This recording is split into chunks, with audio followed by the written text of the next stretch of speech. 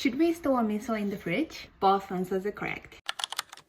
Miso is alive. At room temperature, fermentation keeps going. It gets softer, darker, and the flavor changes. But longer fermentation doesn't always mean better flavor. For example, light, sweet, white miso will darken over time. And its sweet, happy flavor will fade if it's aged too long. If you love the flavor now, put it in the fridge to slow things down. If you use miso often, it's exposed to more air and moisture, which may invite unwanted bacteria. I make big batches, keep some in the fridge for daily use, and let the rest keep fermenting to enjoy the flavor.